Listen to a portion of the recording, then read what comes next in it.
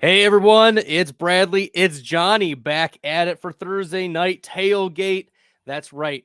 We're going to do some preview of the New Orleans Saints versus the LA Rams tonight. Johnny, how you doing? Fantastic, man. You called it out on the YouTube post. This is going to be probably the most exciting Thursday night game we've had, and I can't remember when. I've got fantasy implications on the line. I'm excited. Oh, we're ready to roll. Going to be excited to get you into the semi-final victory lapping right after this.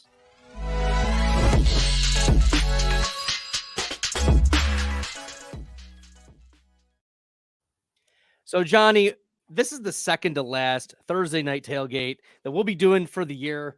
It's absolutely been an honor to be hosting, and also an honor to be having guests like you and Brendan and the rest of the staff.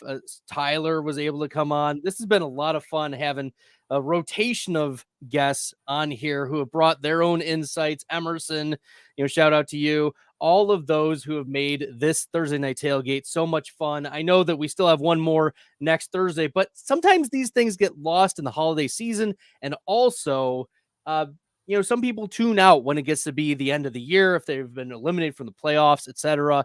But for right now, all of our viewers, thank you so much. We've had so much fun this year previewing the Thursday night games, giving you some of the best start sit advice in the industry. I look forward to this every Thursday night. Tuma, what are your reflections on the year before we get to this Thursday night game?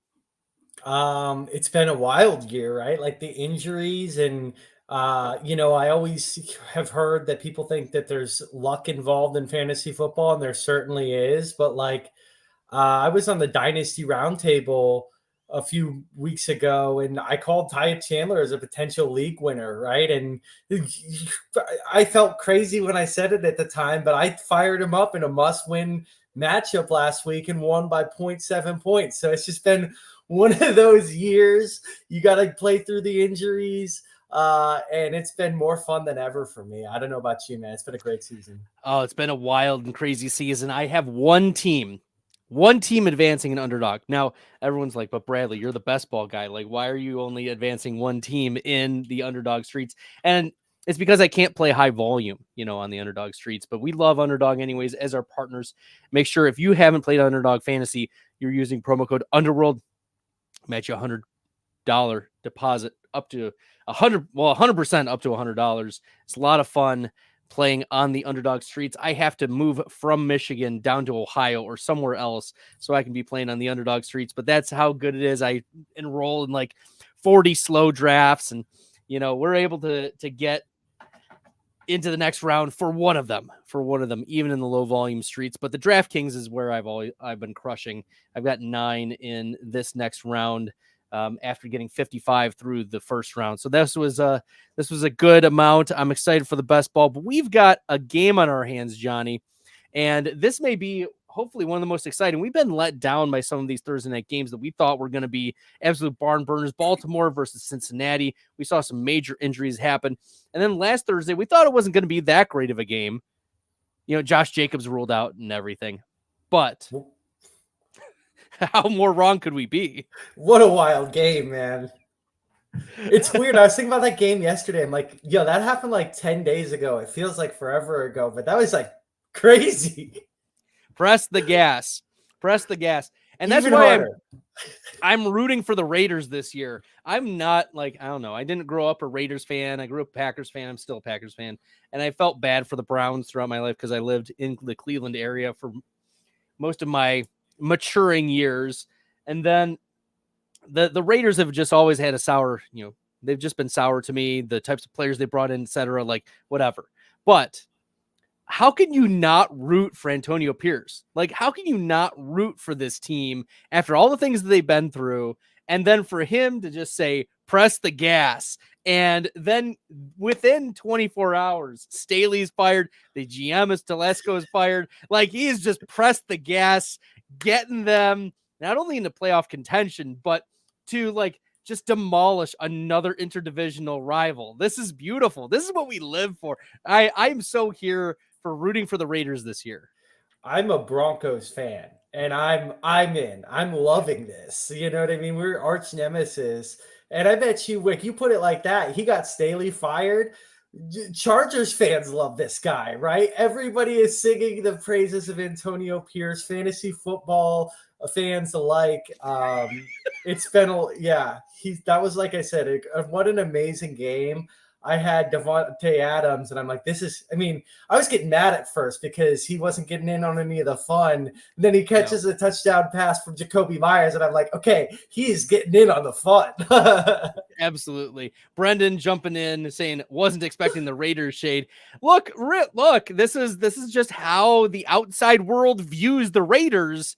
Sorry, Raiders fans. We just didn't like you up until this moment, and now we've joined the bandwagon. It is okay. I hope there's room, Brendan. We are here rooting for the Raiders because my poor Packers. I don't know if I can root for them this year. The Raiders. That's right. So we've got a game in our hands. Starts at 8:15, right? I usually let these tailgates end at about 8:00, just so I can make some final adjustments for the rankings. Right now, I'm 25th overall in the rankings competition on Fantasy Pros. This is the best if it finishes this way, it'll be the best by far. Last year, I finished 50th, so significantly improving. Just the rankings and choosing the players I want to be more in on. But, this is usually a start-sit show, and so we have to start answering some start-sit questions. So if you have start-sit questions for your semifinal week, Jonny and I are here to answer them, give you the best fantasy football start-sit advice that we can in the industry. It's the Saints. It's the Rams. There's a lot of healthy players in this game. You got Kamara, you got Olave, you've got Kyron Williams, you've got Kupp and Nakua. Tyler Higbee is active. We've got Jawan Johnson, Taysom Hill. Taysom Hill is expected back. So you've got a full arsenal of players. This is a big, big game.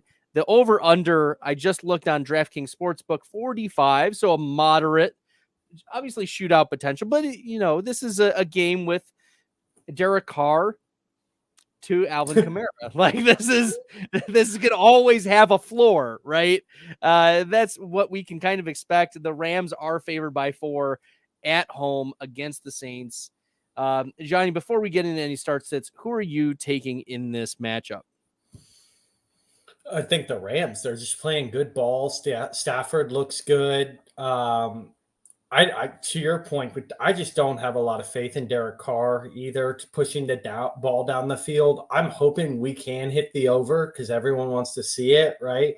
But I have Blake Groupie as a sneaky kicker. I think Theo had him on his kicker advice list. You're playing an indoor game, so I think that the Saints get a couple field goals, but I think that the Rams score a few more touchdowns and ultimately win.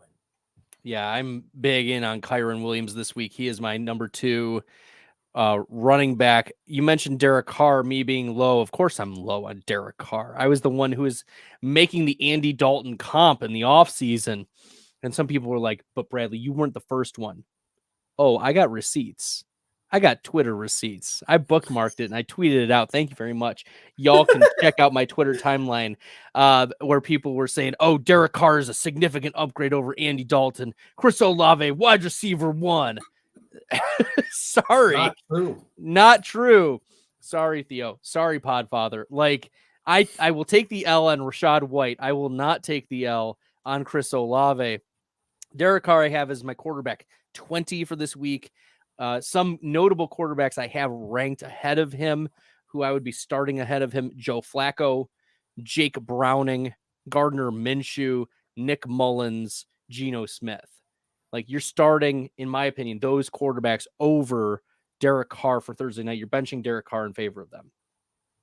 Oh man, I mean, I'm off the train. I don't roster the guy, right? Like I in a dynasty league, right? It's just some of these, single QB dynasty league, right? But he doesn't score a lot of fantasy points. That's the thing that I think people just gets lost on them so often. It's like, all you got to do is look at the game logs and just see he's not even getting close to 20.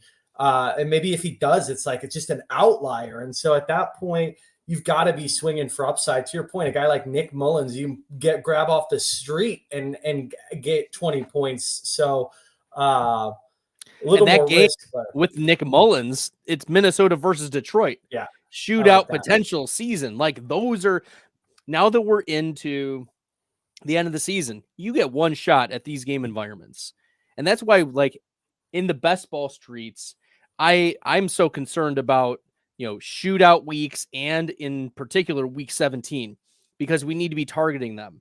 Tumo, looking at the DraftKings teams that I was able to advance, I advanced 9 of them to the semifinals, which was pretty good. I had 20% over 20% advance rate for the first round, another over 20% for the second round. But almost all of, I would say 70% of my 7 of the top 10 players that I was advancing to the semifinals were either Detroit Lions or Dallas Cowboys. And that's set up so that I have all of that game on Monopoly here at the end. And so those are the types of strategies that when we do more best ball content in the off season, we're going to be talking about, okay, the schedule is set up. Maybe we already know about stacking. Maybe it's the bring back player, and how you set up your stacks. Because my top 2 wide receivers, my top 2 players are Amon-Ra and CD. And so that's correlation to, and that's exactly what you want to be doing. So ultimately, like we're talking about game environments, that game between Detroit and Minnesota here, that can turn into a shootout. Why we want Nick Mullens. Yeah, I love it. Though, you're talking about that game, and he's definitely the flavor of the week. I already talked about him. Coach Speak Index is all over him, but I would be remiss not to just throw him in the start sits conversation, because I was watching Billy and Theo's show earlier today, and he was the most asked player, and it was Tai Chandler, right? Like this guy just put up 25 points. Madison's not practicing. To me, he's like an absolute must start. And if you look at some of the industry rankings, he's like still in the 20 range. I think you see him creep almost like into RB1 territory just based on the usage. And I'm getting in the type of, like, I got to either bench Chris Godwin or Kenneth Walker in one of my leagues where I'm advancing to the semifinals. And that's just tough, right? Like a guy like Tai Chandler, who is, you love the role, you love what you saw last week, but that Detroit defense is kind of stout. So where's the cutoff? Like I know you're probably still playing with your rankings, but give me a little bit of your stance on him. I want to hear it. Yeah, Tai Chandler is one of those players that, he got a lot of volume in the previous game, which is what we like. We want to see that. The shootout potential is obviously there. My concerns are, you mentioned the Detroit defense. The other concern is that Minnesota still is very pass heavy. Like if they get down against Detroit, are they going? Maybe it's the argument. Okay, they're going to check down to Tai Chandler. PPR possibly. Like it could go one of 2 ways. And that's why I do think you do want to lean Tai Chandler or Chuba Hubbard. Tai Chandler or I'm still like working with it, but I think like I have Zeke tentatively in my top 16, but I'm not convinced. Like that's definitely a Tai Chandler versus Zeke. We saw what Zeke was able to do, and he's got a much better matchup. But is Ramondre like going to be back? I don't know. That's definitely something that I'm concerned about. Or even is Zeke going to be able to handle those carries efficiently? I'm concerned about that. So maybe we look at Tai Chandler versus Zeke Elliott as like a top 15, 16 play this week. I think that's a closer ranking than, mid-pack running back 2. It's clearly like Tai Chandler over Austin Eckler at this point. Yeah. Which is wild, right? That's right. What I was saying at the beginning about how this season is gone. What? Right. Eckler, who's finished as running back 3 or worse in 4 of his last 5 games. It's been brutal. It's been just brutal. But yeah, I think Tai Chandler, I think we can talk ourselves into him being a mid to high end RB2 for this week. So wait, Kenneth Walker or Tai Chandler? Because that's where I'm at. And I'm like, am I getting too high? Kenneth Walker just had an amazing game too, but he did. plays a Tennessee defense. So I don't know. For some part of me is just saying I should fire this guy up in every league I have him, Tai Chandler, but I'm probably going to regret that and be like, wait, sat him for the guy who won the Doak Walker Award. The second round pick, Kenneth Walker. So if you go onto playerprofiler.com, which I encourage everyone to go on to because there's so much good information. If you are new to Player Profiler, go to playerprofiler.com. Check out Tai Chandler's page. On there, you'll see he has a 98th percentile 40-yard dash, 92nd percentile speed score. He has almost no burst or agility and no strength. And he doesn't have the draft capital. So he has some aspects to his game. And when you get volume and you have like one elite trait, that's typically what we look for. If you have no elite traits and you're just meh, you're not going to last very long. But if you do have some elite trait, you're going to find a way out of the field and have some big games. Like we look at Khalil Herbert from last year, right? The Khalil Herbert, not great draft capital, but he has a couple elite traits when it comes to agility and burst, right? Especially the agility. And so we saw that highlighted last year when he finished as the running back 1 in a week. So you've got in these small starts opportunities for an elite trait to emerge in high volume situations. And that's what we can look at Tai Chandler as. Okay, he is definitely a mid-pack running back too. And, just because a player has a good name like Austin Eckler, we shouldn't be tantalized by that. And we do need to ride a player with an elite trait who's getting the volume because that's how you get the Austin Ecklers of the world, right? Yeah, so I'm not saying that Tai Chandler is Austin Eckler 2.0, but what I am saying is that we need to consider these running backs who do have elite traits who find their way into significant roles. And based on what O'Connell has said, he's going to get a lot of work. So yeah, and that guy's honest, right? Like he's reliable, and and I mean, man, he's been singing his praises. And I think that's the thing is I'm on this like coach speak high of like this guy sounds like the RB1 of all of fantasy right now. Like well, let's go to a couple questions in the chat. Dustin Brown from YouTube. Shout out to you. Thanks for tuning in. Start one Superflex PPR. We got Stafford. Wow, this is Superflex. So keep that in mind. Superflex full PPR. Stafford, Sutton, or Russell Wilson. Well, we're not going to start Sutton. So it comes down to Stafford, who gets the New Orleans Saints tonight. He is my QB9 this week. Or Russell Wilson, who is my quarterback 13, 22nd overall in the Superflex rankings for the week in PPR. So I would lean Stafford in the possibility of this becoming a shootout. Denver gets New England. That does not have a shootout potential type. If we look at what the game totals are, oh, I keep scrolling. It's so bad. A 34, right? There's a 10+ point differential between Stafford and Russell Wilson's game environment. Give me the shootout potential. Give me the Puka Nacua. Give me the Cooper Kupp. Give me the Kyron Williams receiving touchdowns and receiving work. Give me all of that. Yep. So to me, it's pretty straightforward. To your point, I'm going Stafford. Okay.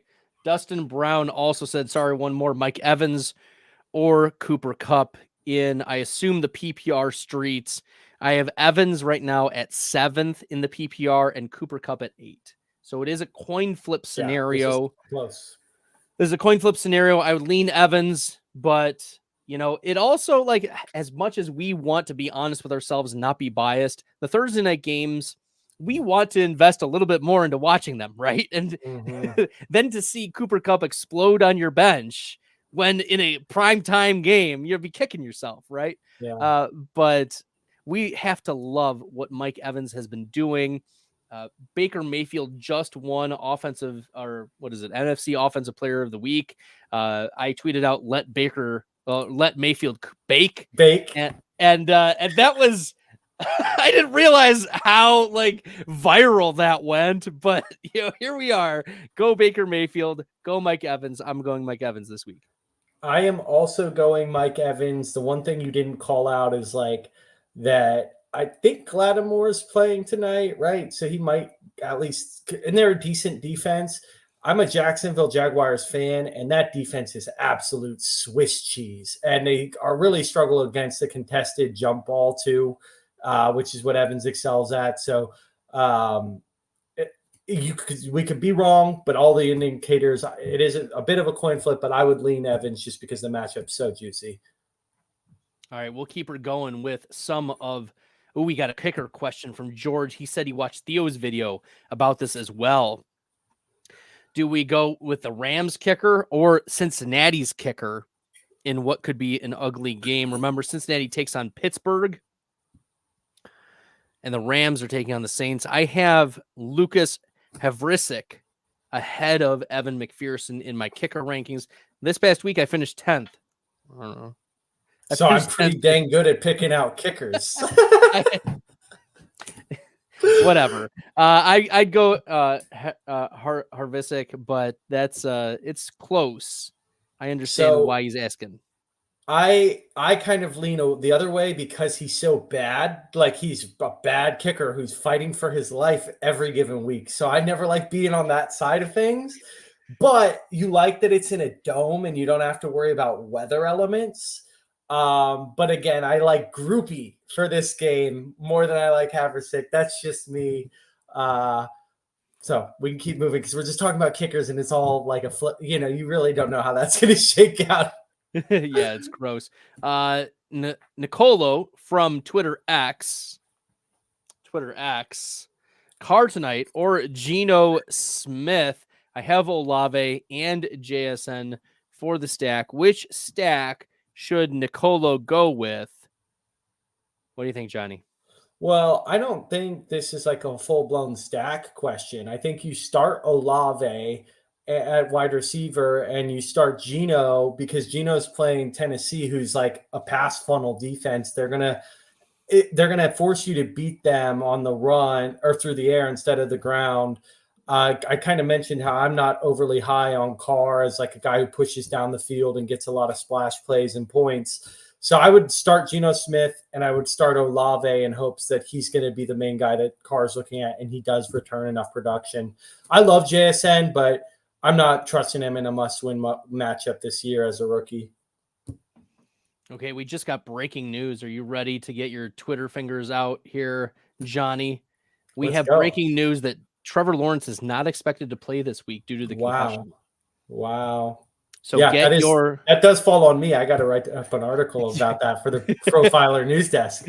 Let's go. Shout out to the news desk, by the way. Johnny and Brennan are crushing it on that side, plus all of the writers that are behind the scenes. And we try to tag as many of them as we can and tweet out all of the work. Make sure you guys are checking that out because there's a lot of awesome things happening both there and on the Player Profiler News YouTube channel where Johnny and Brendan and so many others are putting out awesome videos, just even 30, 60-second blurbs about the news and what players are out and maybe shifts, in depth charts. It's awesome. Check out all their work on the news desk. You guys, if you're not familiar, let me take just a moment and show you where you can find some of the news. Some people don't even know. So let's take a look here, Johnny. Right here, I pulled up Tai Chandler. Right here in the news and media. Right here, boom, boom, boom. Click on it, and you'll see that we have some news about Tai Chandler, and it is dated when the last news item came out. So we even have Vikings running back Tai Chandler officially RB1. Madison's return still unknown. That's the most recent one. And we've got some nice little analysis here. It's fantastic. These guys work their tails off. So make sure you guys are checking out all of the news that is updated daily, multiple times a day. I didn't even write that, but he called him a league winner. They called him a league winner. Let's go. We are so here for that. Fantastic. We've got a lot more start-sit questions. I'm going to rapid fire them. Let's do it. Because we got to do it. Addison or Olave? Addison, for me, shootout potential. I think you can start 2 wide receivers and a tight end on the Vikings. I have Olave at 15 right now. I have Addison at 25. I am starting Olave. So even though I like Addison in this matchup against Detroit, give me Olave as the wide receiver 1, even with our dislike for Derek Carr. Yeah, I knew I was definitely against consensus there, but it's okay. He's asking. There we go. I get why he's asking. Wallace Crenshaw says, I'm starting Puka and Kyron in one league that have Rissick in 2 leagues. Oh, Too much exposure to that guy. Oh, gosh. Should we start Olave? I think in most cases, yes. Yeah. In most cases, yes. There are only 14 wide receivers or so that I would have ranked ahead of him. Tai Chandler or Joe Mixon, half PPR. Geez, oh, Pete's. You know what? I would probably have gone with Tai Chandler if it was Joe Burrow. But Mixon has seen new life with Jake Browning. You know, Browning, the check down king here. This is wild stuff here. Tuma, this is pretty close as well. I mentioned like Zeke Elliott being like that litmus test of like high end running back too. I have Mixon at 14 this week. So it's probably going to be coin flip level by the time we get to Saturday, Sunday. Oh yeah. This is so close. I think you want to maybe factor in matchup here, right? Like Pittsburgh slightly more a better matchup than Detroit against running backs, but then Mixon's playing about 70% of the snaps. And I don't know what Chandler played last week. I'm going to look it up, but he's getting 20 plus touches. So damn near 90%. 80% of the snaps. So, I'm picking Chandler personally. This is half PPR, so I'm leaning Mixon, but in full PPR, we're going Chandler. And that's how I would lean. Go with Bradley's pick. He's the ranking expert. That's actually a better choice because half PPR does change it a little. Thinking of Mullens over Stafford, I wouldn't. I would still start Stafford. Just keep thinking about it. You can think about it. You shouldn't do it. Okay, look, could it happen? Sure. Will it? Probably not. It's not a good bet, even if it does happen. Even if Mullens does outplay him. Exactly. Tuma looks like the guy from Never Back Down. Shout out to them. He should start boxing if he hasn't. Okay. I've never seen that, but I appreciate it. I get told I look like Ross from Friends, McLovin from Superbad. All right. Off-season challenge. Tuma is going to learn how to box. Let's go, boys. Cup and Olave. Let's get this money. I agree. BJN Red Baron, shout out to you and your ripped profile. I agree with that concept. I have a ton of Debo, Kittle, and Redskins left since I was targeting that Week 17 game. Yep, that's the idea, is we want to be targeting these end-of-season games. Brendan, jumping on. Shout out to you once again. Howell or Rudolph? Oh, that's gross. Heineken or Stick. May the Lord have mercy on your soul. The fantasy gods ever be in your favor. This is like picking like which pile of poop is worse, like geez, oh Pete's. Okay, Howell I have at 23. Heineke I have at 24. Easton Stick I have 25. I don't even have Rudolph ranked in my top 25. So yeah, if that's how I have it, Brendan. I'm going Howell and Stick, and Brendan is hilarious. QB only league. I think he's in like a kicker only league. He's in a league where you can only draft rookies who've been in like the 4th round or later picked or something. Like what? Yeah. So the high scorer for the year has like 10 points. Brendan is going to love, there's going to be an announcement here from Player Profiler very soon about some exciting things happening. Brendan is going to be very in on that. So I'm excited to get Brendan looped in when that happens. Corey Milliken, T. Higgins, or Jaden Reed. Oh man, we gotta focus on tonight's game. It's starting in 14 minutes. Jaden Reed might not play. Ooh, that's news. Yeah, that's. I mean, Billy and Theo were talking about it. They're saying they think he might not play, and I think you got to go with Tiggins after that touchdown last week. I mean, dude look like he was at the edge of the Titanic? That was amazing. He did leave the game with a toe issue, didn't practice Wednesday, doesn't look good for Jaden Reed's availability. Yep. That's the most recent update. I do agree, T. Higgins. Should we go? Brennan says never fade Denver. Okay. Let's see. I'm looking and seeing if there's any other Saints Rams questions before we head on out. If Walker doesn't play, I think Walker's going to play, right? Walker will play. Yeah, it was nothing serious. It was a shoulder injury, but I think he didn't leave the game with one. No. It's probably just maintenance. The Seahawks are so wild with their injury reports. This is true. You can't believe a word that that Pete Carroll says. He says Geno Smith is active.